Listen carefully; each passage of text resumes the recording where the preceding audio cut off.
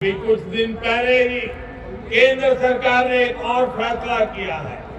पहले बेटों के लिए शादी की उम्र कानूनन 21 साल थी, लेकिन बेटियों के लिए ये उम्र 18 साल की ही थी। बेटियों भी चाहती थी कि उन्हें उनकी पढ़ाई लिखाई के लिए आगे पढ़ने के लिए समय मिले, बराबर अवसर मिले। इसलिए बेटियों के लिए शादी की उम्र को 21 साल करने का प्रयास किया जा रहा है। देश ये फैसला बेटियों के लिए कर रहा है। माता और बहनों, प्रयागराज हजारों सालों से हमारी मातृशक्ति की प्रतीक मां गंगा, यमुना, सरस्वती के संगम की धरती रही है। आज ये तीर्थ नगरी नारी शक्ति के इतने अद्भुत संगम की भी साक्षी बनी है। ये हम सभी का सौभाग्य है कि आप सभी हमें अपना स्नेह देने, अपना आशीर्वाद देने आई। माता और बहनों, मैं यहां मंच पर आने से पहले मैंने बैंकिंग सखियों से, स्व सहायता समूह से जुड़ी बहनों से और कन्या सुमंगला योजना की लाभार्थी बेटियों से बात की। ऐसे ऐसे भाव, ऐसी आत्मविश्वास से भरी बातें। माता और बहनों, हमारे यहां एक कहावत है, प्रत्यक्षे किम प्रमाणम, यानी जो प्रत्यक्ष है, जो सामने है, उसे साबित करने के लिए कोई प्रमाण की जरूरत नहीं पड़ती। यूपी में विकास के लिए, महिलाओं के सशक्तिकरण के लिए जो काम हुआ है वो पूरा देश देख रहा है। अभी यहां मुझे मुख्यमंत्री कन्या सुमंगला योजना की 1 लाख से ज्यादा लाभार्थी बेटियों के खातों में करोड़ों रुपए ट्रांसफर करने का सौभाग्य मिला। ये योजना गांव गरीब के लिए, बेटियों के लिए भरोसे का बहुत बड़ा माध्यम बन रही है। यूपी ने बैंक सखी का जो अभियान शुरू किया है, वो महिलाओं की रोजगार के अवसरों के साथ ही उनके जीवन में भी बड़े बदलाव ला रहे हैं। सरकार से अलग अलग योजनाओं का जो पैसा सीधे डायरेक्ट बेनिफिट ट्रांसफर डीबीटी के जरिए खाते में आता है, ये पैसा निकालने अब बैंक नहीं जाना पड़ता। बैंक सखी की मदद से ये पैसा गांव में घर पर ही मिल जाया करता है। यानी बैंक सखी बैंक को गांव तक लेकर आ गई है। और जो लोग सोच रहे होंगे कि ये तो छोटा सा काम है, उन्हें मैं ये भी बताना चाहता हूं कि बैंक सखियों का काम कितना बड़ा है। यूपी सरकार ने इन बैंक सखियों के ऊपर ऐसे करीब 75,000 करोड़ के लेन देन की जिम्मेदारी सौंपी है। 75,000 करोड़ रुपए का कारोबार ये गांव में रहने वाली मेरी बहनें, मेरी बेटियां कर रही है। जितना लेन देन गांव में होगा उतनी ही उनकी आमदनी भी होगी। इनमें से ज्यादातर बैंक संख्या वो बहनें हैं कुछ समय पहले तक जिनके खुद के बैंक के खाते भी नहीं थे, लेकिन आज इन महिलाओं के हाथों में बैंकिंग की, डिजिटल बैंकिंग की ताकत आ गई। इसलिए देश देख रहा है कि यूपी में कैसे काम हो रहा है, और तभी तो मैं कहता हूं प्रत्यक्षे किम प्रमाणम। माताओं बहनों, यूपी ने टेक होम राशन, जच्चा बच्चा को दिए जाने वाले पोषण को तैयार करने की जिम्मेदारी भी महिलाओं के हाथों में सौंपी। ये पोषण वाला राशन और आहार अब सेल्फ हेल्प ग्रुप में साथ मिलकर महिलाएं खुद बनाएगी। ये भी बहुत बड़ा काम है। सालाना हजारों करोड़ रुपए का काम है। जिन 202 पुष्टाहार उत्पादन यूनिट का आज शिलान्यास हुआ है, उनसे सेल्फ हेल्प ग्रुप की महिलाओं की आमदनी भी होगी और गांव के किसानों का भी बहुत बड़ा लाभ होगा। गांव की महिलाएं अपनी फैक्ट्री में पुष्टाहार बनाने के लिए फसल, अनाज गांव से ही तो खरीदने वाली है। यही तो सशक्तिकरण के वो प्रयास है जिन्होंने यूपी की महिलाओं का जीवन बदलना शुरू कर दिया। सरकार अलग अलग सेक्टर्स में स्वयं सहायता समूहों को जो सहायता दे रही है, इसकी एक किस्त के तौर पर आज मुझे 1000 करोड़ रुपए ट्रांसफर करने का सौभाग्य मिला है। यूपी के विकास की धारा अब किसी के रोकने से रुकने वाली नहीं है। उत्तर प्रदेश की महिलाओं ने, माता बहनों, बेटियों ने ठान लिया है, अब वो पहले की सरकारों वाला दौर वापस नहीं आने देगी। डबल इंजन की सरकार ने यूपी की महिलाओं को जो सुरक्षा दी है, जो सम्मान दिया है, उनकी गरिमा बढ़ाई है, वो अभूतपूर्व है। भाइयों और बहनों, माताओं, बहनों, बेटियों, उनका जीवन पीढ़ियों को प्रभावित करने वाला, पीढ़ियों का निर्माण करने वाला जीवन होता है। एक बेटी का सामर्थ्य, उसकी शिक्षा, उसका कौशल सिर्फ परिवार ही नहीं, समाज की, राष्ट्र की दिशा तय करती है। इसलिए 2014 में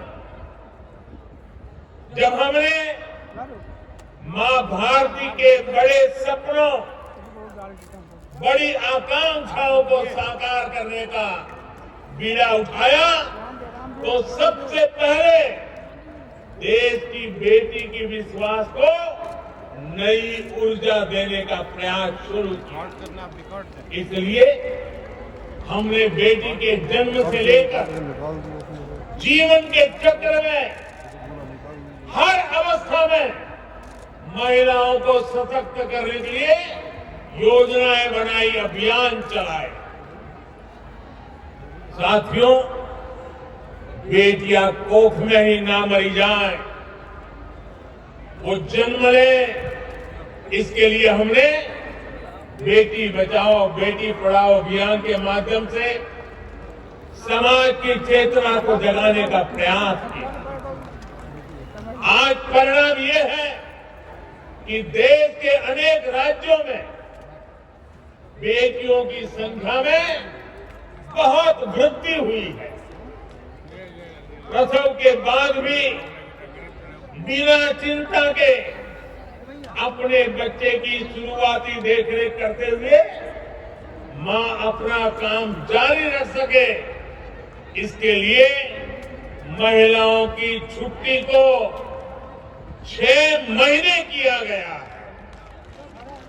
साथियों, गर्भावस्था के दौरान गरीब परिवारों में मातृ स्वास्थ्य चिंता का एक बहुत बड़ा कारण रहा है। इसलिए हमने गर्भवती महिलाओं के टीकाकरण, अस्पतालों में डिलीवरी और गर्भावस्था के दौरान पोषण पर विशेष ध्यान दिया।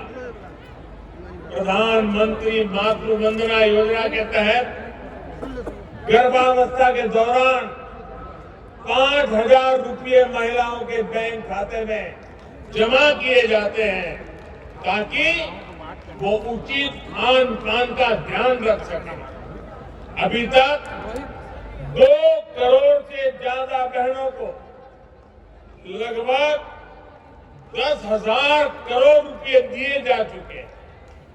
साथियों, बेटियां ठीक से पढ़ाई कर सकें,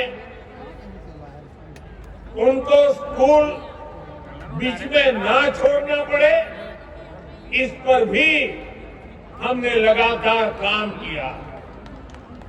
स्कूलों में बेटियों के लिए अलग टॉयलेट बनाना हो या फिर सैनिटरी पैड को गरीब से गरीब बेटियों के लिए सुलभ कराना हो, हमारी सरकार किसी भी काम में पीछे नहीं रही है। सुकन्या समृद्धि योजना के तहत लगभग 2.5 करोड़ बच्चियों के अकाउंट खोले गए हैं।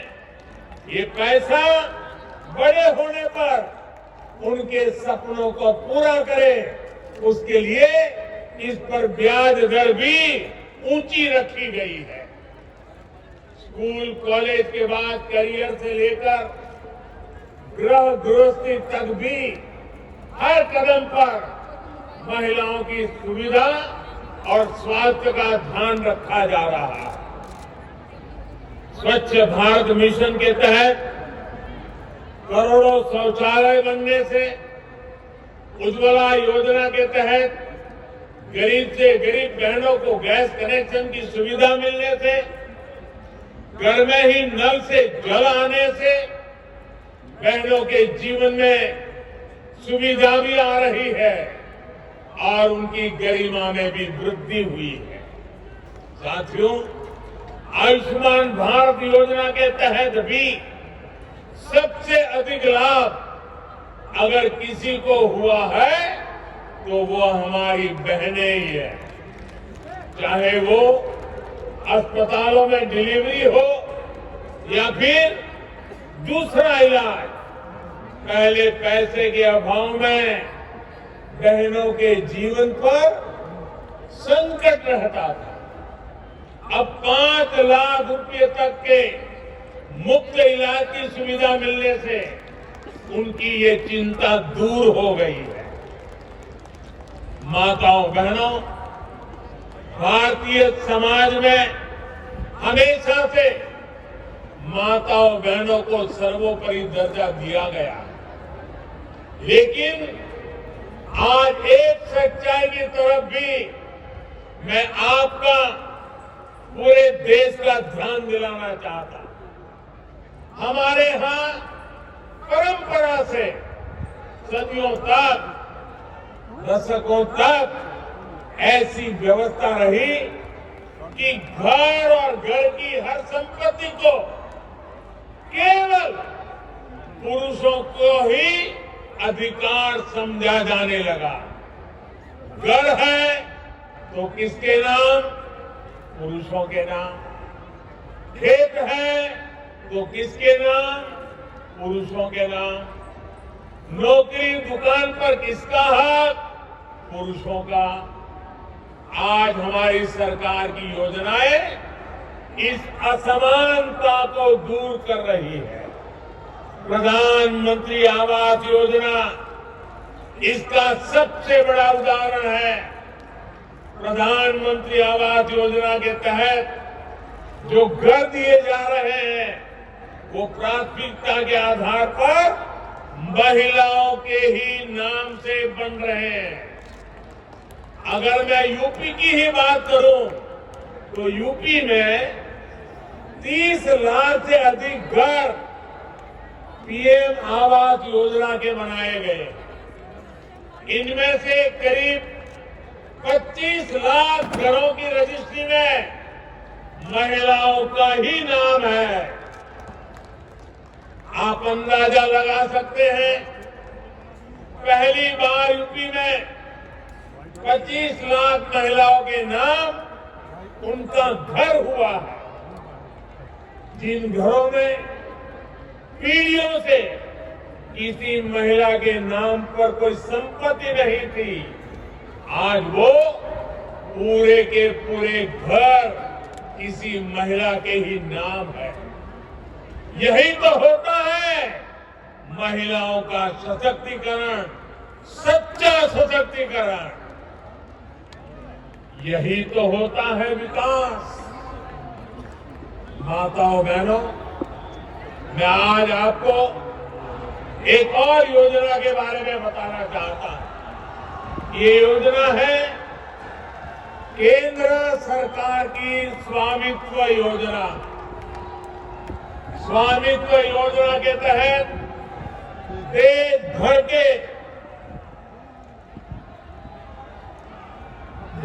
भर के गांवों में घरों को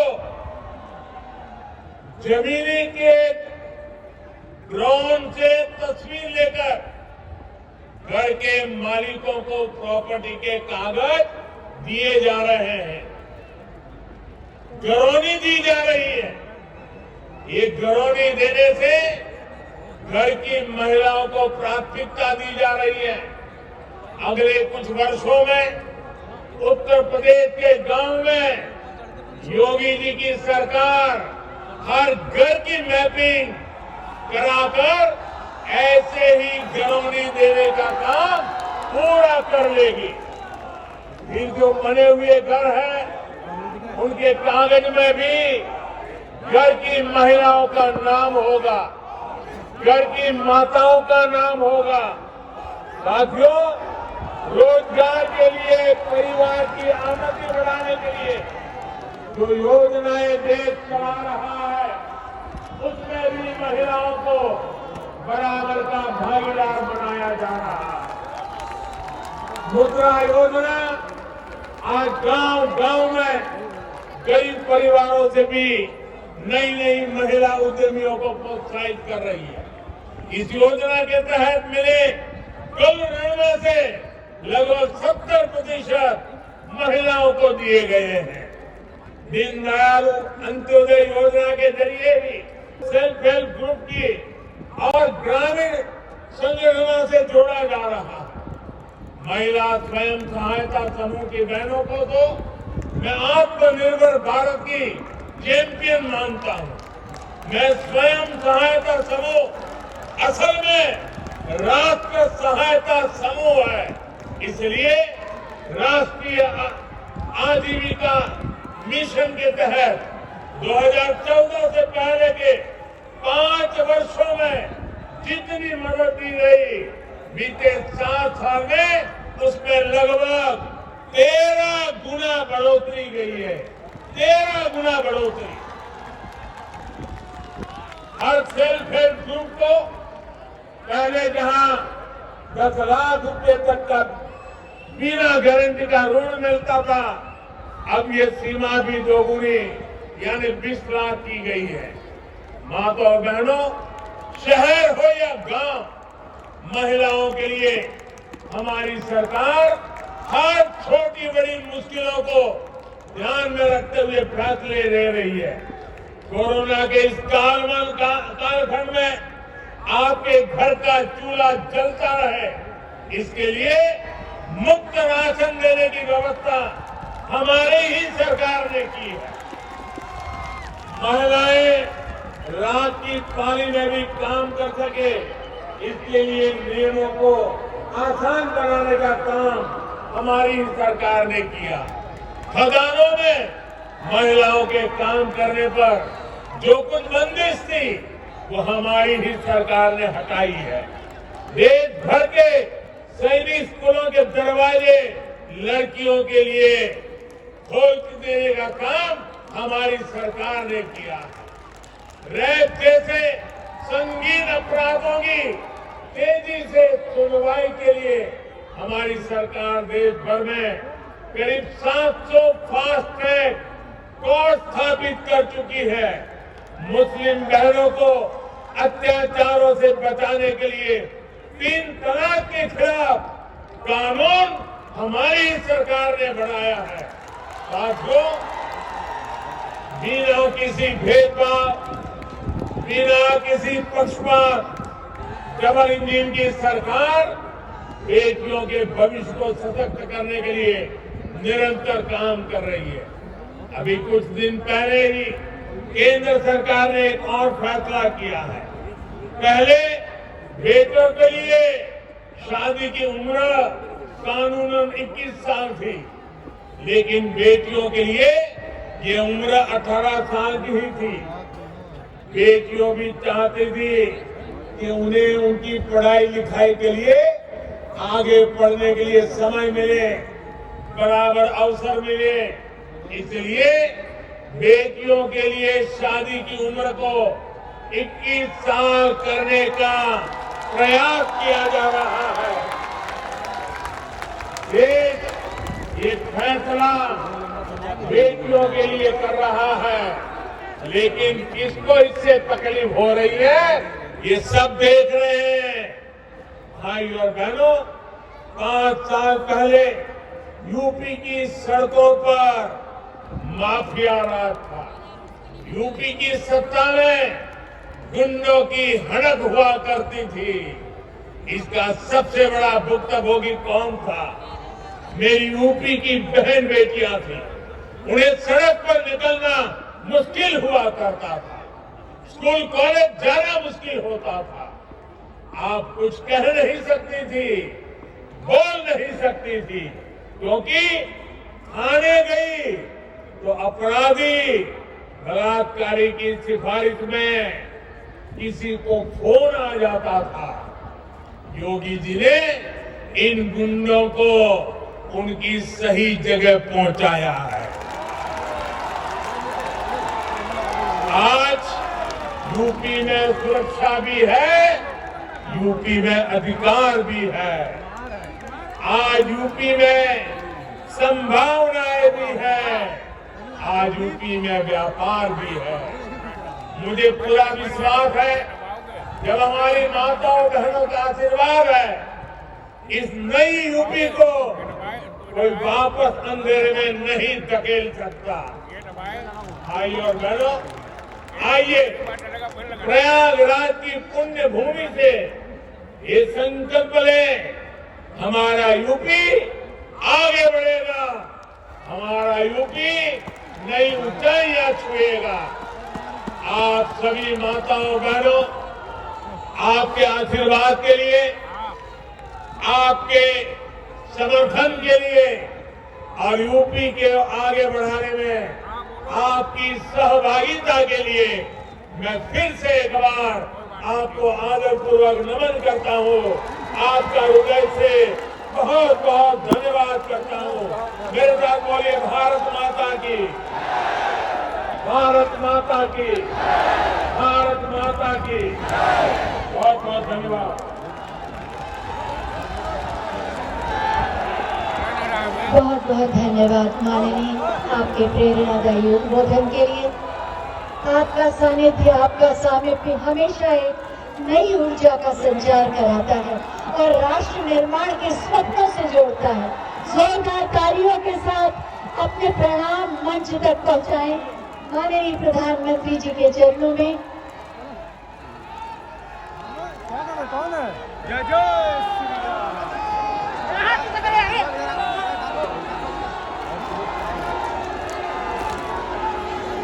बहुत बहुत धन्यवाद माननीय, आपका आगमन इस पावन धरती पर हमारे लिए नए सौभाग्य के अवसर लाया है।